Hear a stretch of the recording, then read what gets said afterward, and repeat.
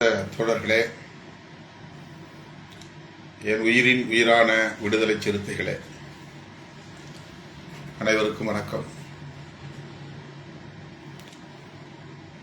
நாளை கட்சியின் தலைமையகத்தில் விருப்ப மனுக்கள் பெறப்படுகின்றன. அதற்கான அறிவிப்பு செய்யப்பட்டுள்ளது. 21 முதல் 24 வரையில் முதலில் 9 மாவட்டங்கள், இரண்டாவது 9 மாவட்டங்கள், பிறகு 10 மாவட்டங்கள் என்று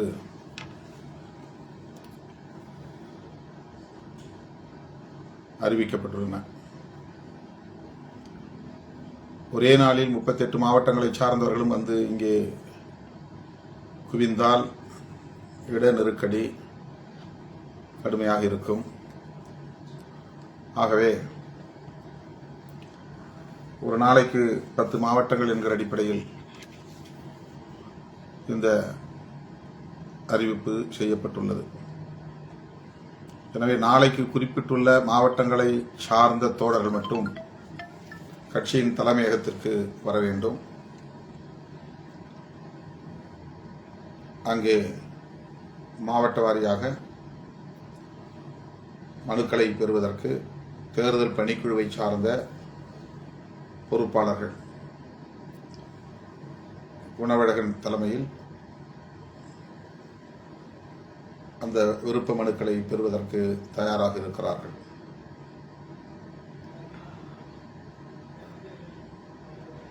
விருப்ப மனுக்களை வழங்குவதற்கு முன்னதாக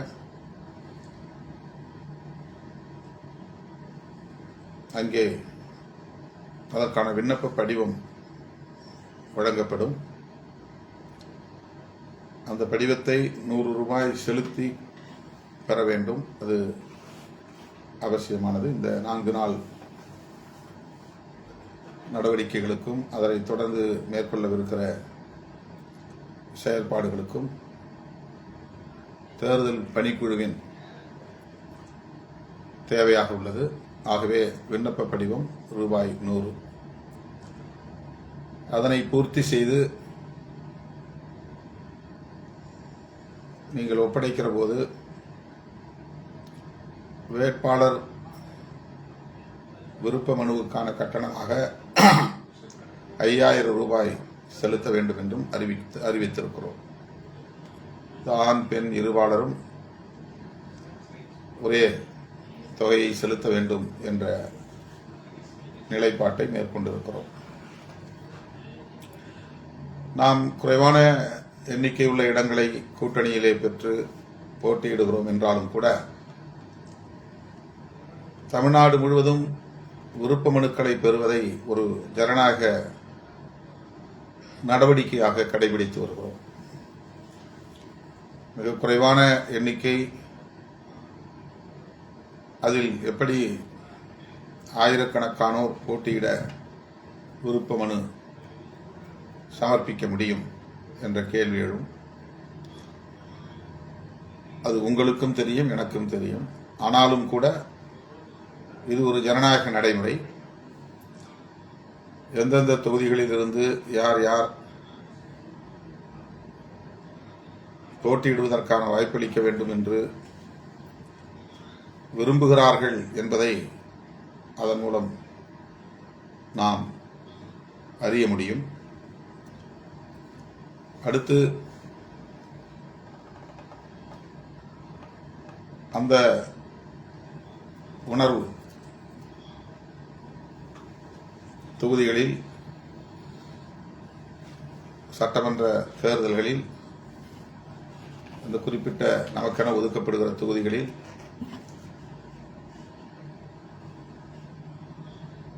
மற்றவருடைய விருப்பத்தையும் கேட்டுக்கொள்வதற்கு அல்லது தெரிவிப்பதற்கு இடமளிக்கிற ஒரு நடவடிக்கை. உங்கள் விருப்பம் என்ன என்று தலைமை கேட்டுக்கொள்ளவும், எனக்கு விருப்பம் இருக்கிறது என்று தெரிவிக்கவும் இயக்க தோழர்களுக்கு, கட்சி நிர்வாகிகளுக்கு உள்ளது. ஆக அதை அனுமதிப்பது என்பது ஒரு ஜனநாயக நடைமுறை.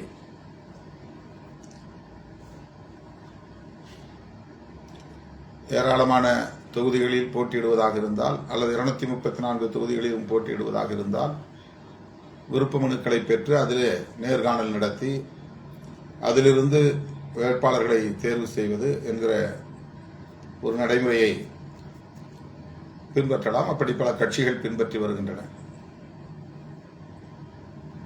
நாம் ஒரு கூட்டணியில் இருக்கிறோம், மெகா கூட்டணியில் இருக்கிறோம், 23 கட்சிகள் அங்கம் வகிக்கிற கூட்டணியில் இருக்கிறோம். அதனால் நாம் போட்டியிடுவதற்கான வாய்ப்புள்ள தொகுதிகளின் எண்ணிக்கை குறைவானதுதான் அனைவரும் அறிந்த உண்மை. என்றாலும் கூட இந்த தொகுதிகளை கேளுங்கள் என்று அந்த தொகுதிகளை சார்ந்த பொறுப்பாளர்கள் இந்த விருப்ப மனுவை தாக்கல் செய்யும் போது உணர்த்துவதாக, இதை கேளுங்கள் என்று உணர்த்துவதாக அமையும். இந்த விருப்ப மனுக்களை பெற்ற பிறகு நேர்காணல் நடத்துவோம் என்கிற நிலை 2016 இருந்தது. நேர்காணல் அப்படி நடத்தினோம். இப்போது அந்த சூழல் இல்லை. நேர்காணலுக்கு வாய்ப்பில்லை. கட்சியின் தலைவர் என்கிற முறையில் தொகுதியை, எந்த தொகுதியை நாம் கேட்டு பெற்றிருக்கிறோமோ அந்த தொகுதியை வெற்றி வாய்ப்பை கருத்தில் கொண்டு கள நிலவரங்களை கருத்தில் கொண்டு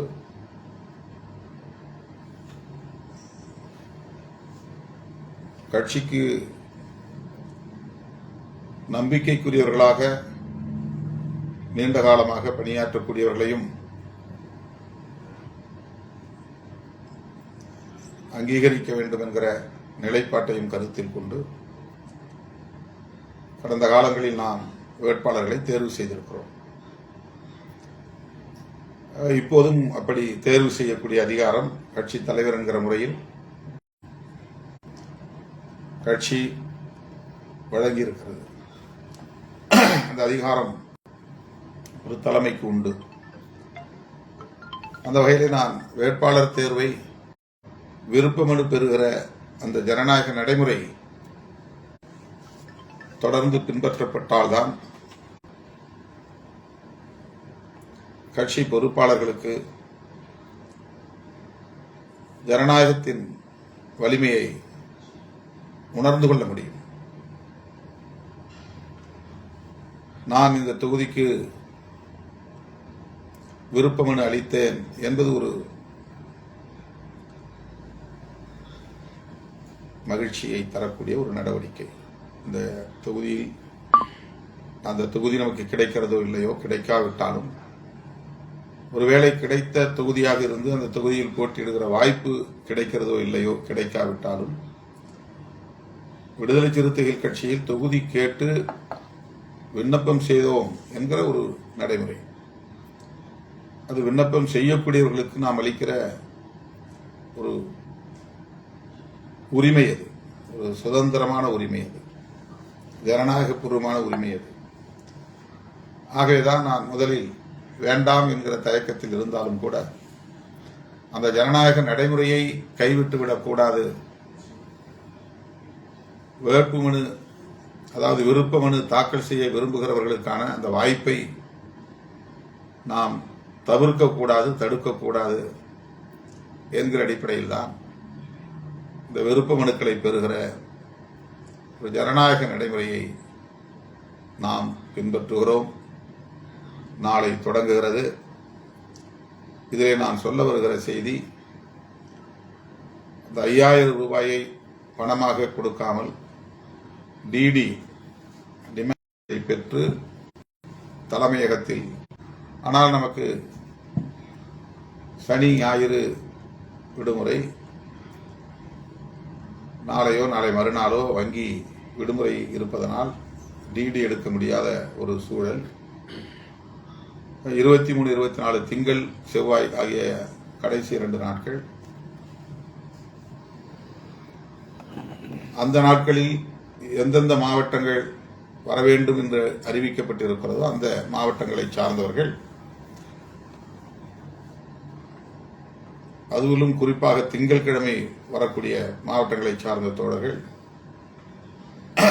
நாளையும் நாளை மறுநாளும் வரக்கூடிய தோழர்களுக்கு வங்கியில் இந்த வரைவோலையை, கேட்பு வரைவோலையை, டிமாண்ட் டிராஃப்ட் டிடி பெறுவதற்கு சிக்கல் இருக்கிறது.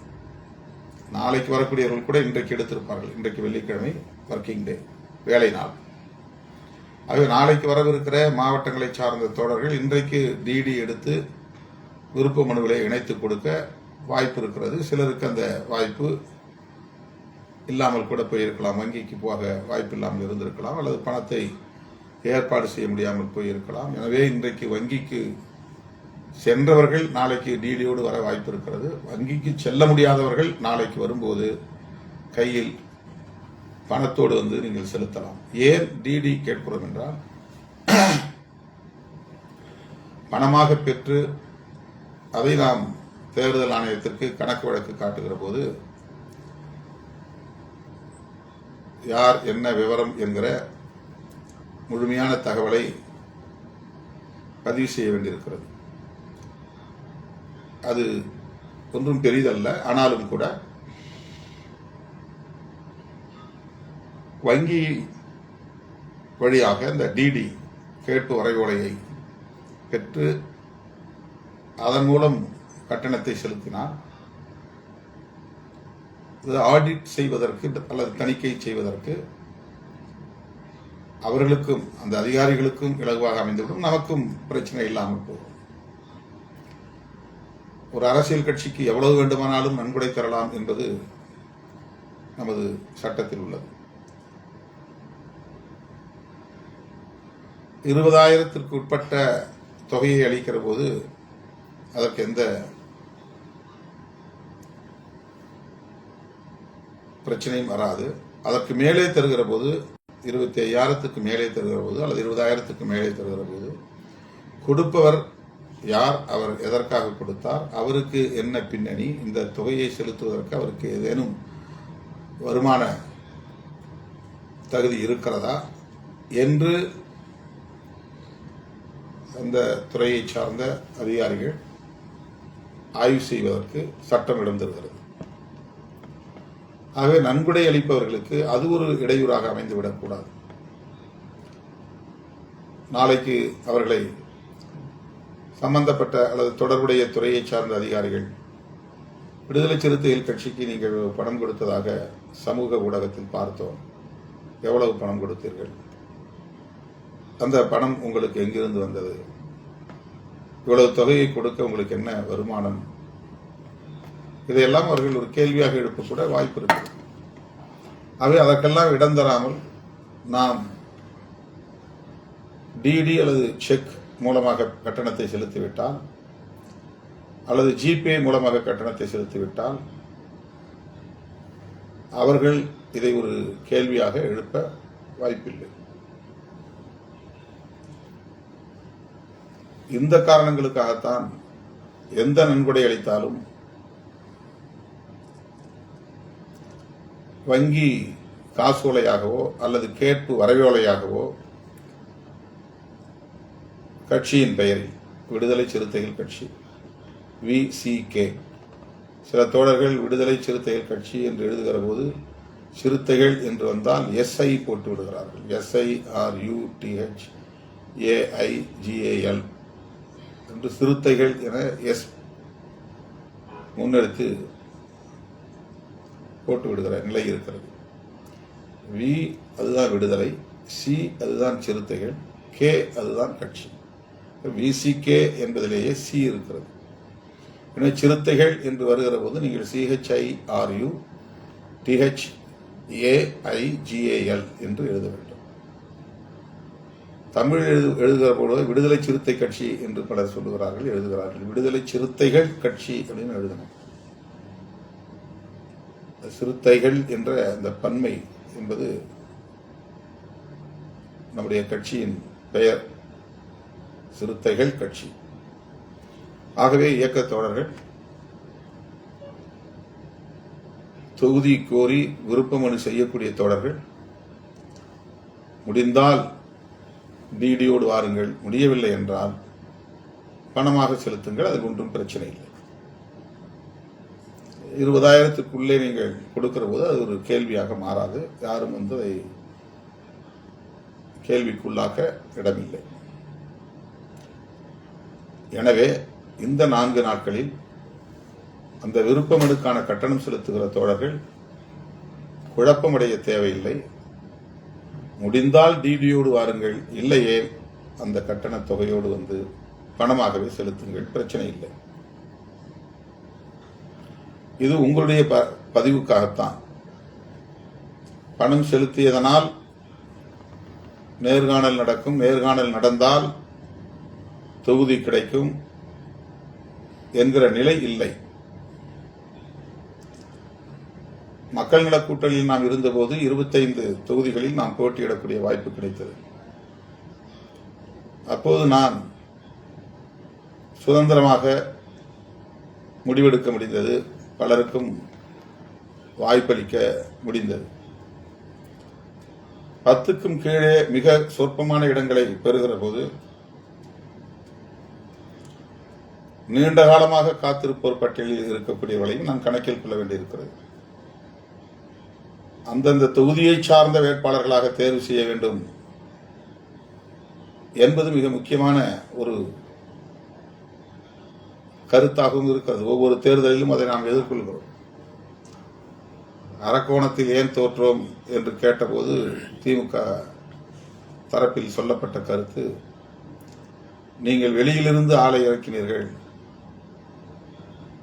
அந்த உள்ளூரை சார்ந்தவர்களை யாரையும் நீங்கள் போடவில்லை என்ற கருத்து சொல்லப்பட்டது. வானூரில் நாம் அந்த வாய்ப்பை இழந்த போதும் அந்த கருத்து சொல்லப்பட்டது. ஆனால் இதில் வேடிக்கை என்னவென்றால், நாம் போட்டியிட்ட 6 தொகுதிகளிலுமே தமிழ்நாட்டின் வெவ்வேறு பகுதிகளில் இருந்து வேட்பாளர்களை நாம் போட்டியிட வைத்தோம். அதில் 4 இடங்களில் நாம் வெற்றி பெற முடிந்தது. 2 இடங்களில் மிகவும் சொற்பமான வாக்குகள் வித்தியாசத்தில் வெற்றி பெற்றோம். ஆகவே வேட்பாளர்களை தேர்வு செய்கிற போது கட்சி தலைமைக்கு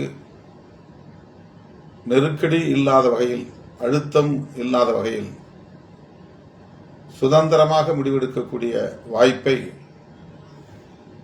இயக்கத்தோழர்கள் வழங்க வேண்டும். மிக எளிதாக சந்திக்கக்கூடிய ஒருவனாக நான் இருப்பதனால் பொறுப்புகளுக்காகவும் சரி, வேட்பாளராக போட்டியிடுகிற வாய்ப்புக்காக இருந்தாலும் சரி, நேரடியாகவே என்னை சந்தித்து நெருக்கடிக்கு உள்ளாக்குகிற ஒரு நிலை தொடர்கிறது. தமிழ்நாட்டில் மட்டுமல்ல, இந்தியாவில் எந்த ஒரு அரசியல் கட்சி தலைவரையும் அவ்வளவு இலகுவாக சந்தித்து இந்த அழுத்தத்தை யாராலும் தர முடியாது. எந்த கட்சியிலும் அது நடக்காது. கம்யூனிஸ்ட் கட்சிகளை பொறுத்தவரையில் எந்த தொகுதிகளை அவர்கள் கேட்டுப் பெறுகிறார்களோ அந்த தொகுதியில் உள்ள களப்பணியாளர்கள் அல்லது முன்னணி பொறுப்பாளர்கள் யார் வேட்பாளராக தேர்ந்தெடுக்கப்பட வேண்டும் என்பதை அவர்கள் அந்த மாவட்ட குழுவிலே முடிவு செய்து 2 அல்லது 3 பேரை பரிந்துரை செய்வார்கள். அந்த 2 அல்லது 3 பேரில் ஒருவரை மாநில குழு அல்லது மாநில செயலாளர் வேட்பாளராக தேர்வு செய்து அறிவிப்பார். மாவட்ட குழு அந்த மாவட்டத்தை சார்ந்த அல்லது தொகுதியை சார்ந்த கட்சி முன்னணி பொறுப்பாளர்கள் அதற்கான செலவை எதிர்கொள்ள மக்களிடமிருந்து நிதியை திரட்டி தேர்தலை எதிர்கொள்வார்கள். இது அவர்கள் பின்பற்றுகிற நடைமுறை. நம்முடைய கட்சியில் கட்சி தலைவர் என்கிற முறையில் நான் தொகுதிகளை எப்படி போராடி கேட்டு பெறுகிறோனோ அதை போல ஒவ்வொரு முறையும் நமது கட்சியின் சார்பிலே போட்டியிடக்கூடிய வேட்பாளர்களுக்காக நான் எனக்கு தொடர்புள்ள தோழமை சக்திகளோடு இருக்கிற அந்த நல்லிணக்கமான உறவை பயன்படுத்தி அவர்களிடமிருந்து நிதியை திரட்டி வேட்பாளர்களுக்கு கொடி முதல் அத்தனை பொருள்களையும் வழங்கும் நிலை, செலவுக்கும் காசு தருகிற அல்லது நிதியை தருகிற நிலை இது மாவட்ட குழு ஏற்றுக்கொள்வதில்லை. வேட்பாளர்களும் யாரும் செலவு செய்யக்கூடிய தகுதி பெற்றவர்களாக இருப்பதில்லை. ஆக அது இன்னொரு கூடுதலான சுமை. போராடி தொகுதிகளை பெற்றாக வேண்டும், போராடி நிதியை திரட்ட வேண்டும். அதேபோல நெருக்கடிகளுக்கு இடையிலே வேட்பாளர்களை தேர்வு செய்ய வேண்டும் என்கிற அந்த பணிச்சுமைகள் ஏராளம் இருக்கின்றன. இதையெல்லாம் ஒரு இடத்திலே நான் மிக வெளிப்படையாக பேசுவதற்கு காரணம், உங்களுக்கும் எனக்கும் இந்த களம் புதிது. 25 ஆண்டுகளை நாம் கடந்து வந்தாலும் கூட இந்த களம் இன்னும் நமக்கு புதிதாகத்தான் இருக்கிறது. இன்னும் அதற்கு நாம் நம்மை தகவமைத்துக் கொள்ளவில்லை. அந்த அளவுக்கான ஒரு சமூக சூழலும் இங்கே நமக்கு ஏதுவாக அமையவில்லை. நாம் எந்த வகையிலும் வலிமை பெற்றுவிடக் கூடாது என்று கருதுகிறவர்களின் எண்ணிக்கை தான் இங்கே பெரும்பான்மை. அரசியல் சக்தியாக பரிணமித்துவிடக் கூடாது என்று எண்ணக்கூடியவர்கள் தான் இங்கே பெரும்பான்மை. இவர்கள் வளர வேண்டும் என்று வாழ்த்துவதற்கோ ஊக்கப்படுத்துவதற்கோ பெரிதாக யாரும் இல்லை என்பதுதான் யதார்த்தமான உண்மை. ஆனாலும் இந்த தேர்தல் அரசியல் களத்தில் 25 ஆண்டு காலம், 4 நூற்றாண்டு காலம் நாம் தாக்குப்பிடித்து நிற்கிறோம். தவிர்க்க முடியாத அரசியல் சக்தியாக களமாடுகிறோம். சமூக ஊடகங்களில் திருமாவளவன் கேம் சேஞ்சர் என்றெல்லாம் பேசுவதை நீங்கள் கேட்டிருப்பீர்கள்.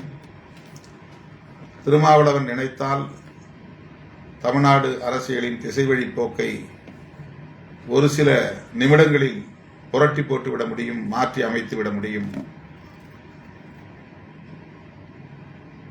என்றெல்லாம் சமூக ஊடகங்களில் கட்சி சார்பற்ற தோழர்கள், நமக்கு தொடர்பே இல்லாத ஜனநாயக சக்திகள் நம்மை பற்றி பேசுவதை நீங்கள் கேட்டிருப்பீர்கள். ஆனாலும் கூட அப்படிப்பட்ட ஒரு அரசியலை நாம் செய்ய விரும்பாமல், எங்களுக்கு பெரிய சக்தி இருக்கிறது என்று அதை வைத்து அரசியல் சதுரங்கத்தில் காய்களை நகர்த்த முனையாமல், ஒரு புதிய அரசியல் மரபை நாம் கடைபிடிக்கிறோம். ஒரு நாகரிகமான அரசியல் மரபை கடைபிடிக்கிறோம். வழக்கமான சராசரியான அரசியல் கட்சிகளைப் போல அல்லாமல், அல்லது சராசரியான ஒரு அரசியல்வாதியைப் போல இல்லாமல், நமக்கென்று நாம் ஒரு தளத்தை அமைத்து, ஒரு களத்தை அமைத்து சொந்த காலில் ஊன்றி நிற்கிறோம். அனைத்து தரப்பு மக்களின் நன்மதிப்பை நாளுக்கு நாள் கூடுதலாக பெற்று வருகிறோம். அந்த நன்மதிப்பை தக்க வைத்துக் கொள்ள வேண்டும். அதுதான் அரசியலில் வெற்றி. ஆங்கிலத்தில் இமேஜ் என்று சொல்லுகிற அந்த ஒரு பிம்பம், ஒரு நன்மதிப்பு என்கிற ஒரு பிம்பம், நம்பகத்தன்மையை உறுதிப்படுத்துகிற ஒரு அணுகுமுறை.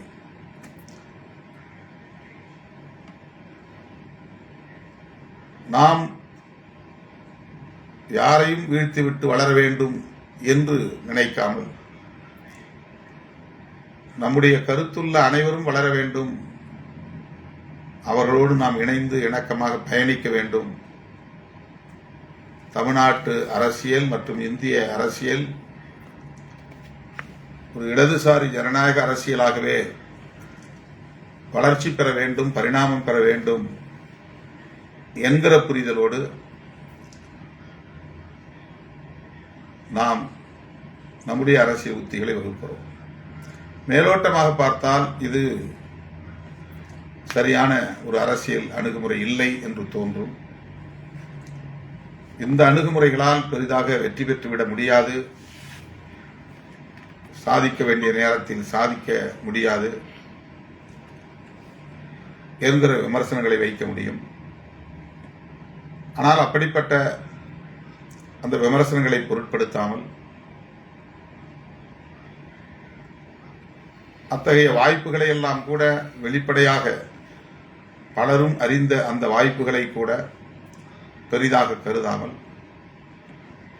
நாம் முன்னிறுத்தக்கூடிய அரசியலை பாதுகாப்பதும் அந்த அரசியலை வழிநடத்தக்கூடிய விடுதலை சிறுத்தைகளின்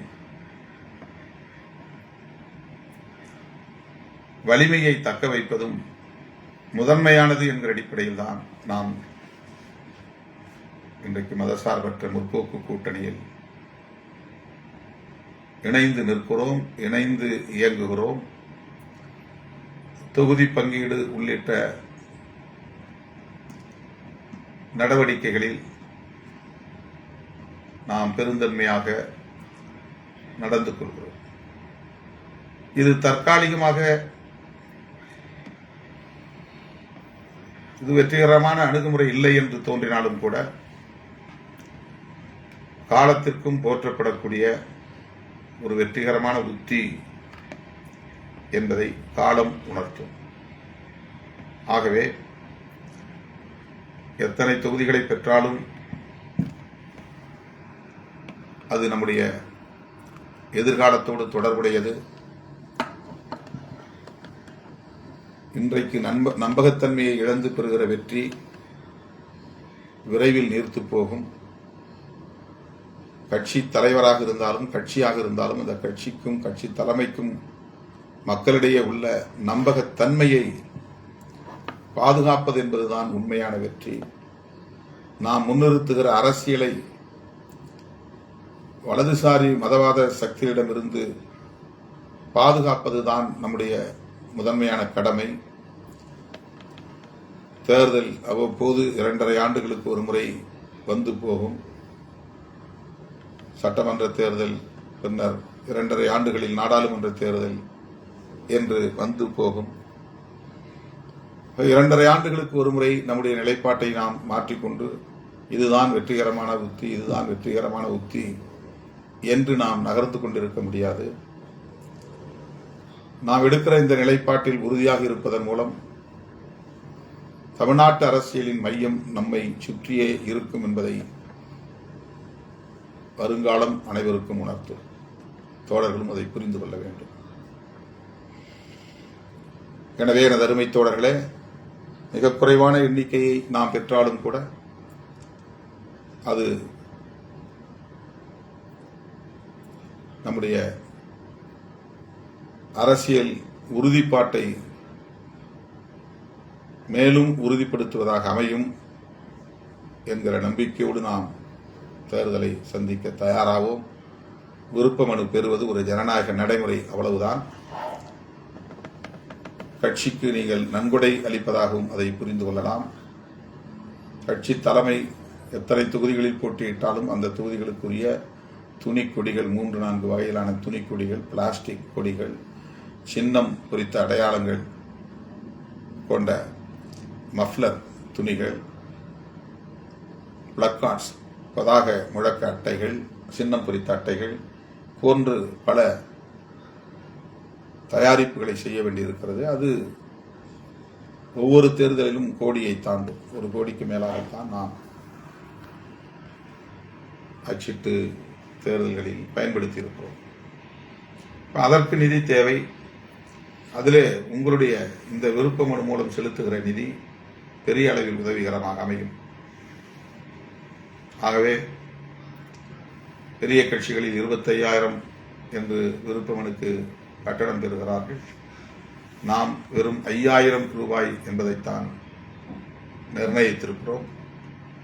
எனவே தோழர்கள், ஒவ்வொரு நாளும் எந்தெந்த மாவட்டங்கள் வர வேண்டும் என்கிற அறிவிப்பின்படி அந்த மாவட்டங்களை சார்ந்தவர்கள் மட்டுமே வர வேண்டும். ஒருவேளை நாளைக்கு அந்த மாவட்டங்களை சார்ந்தவர்கள் வர முடியாவிட்டால் அடுத்த நாள் வரலாம், தவறில்லை. ஆனால் அப்படி வந்தால் கூட்டம் நெரிசல் அதிகமாகும்.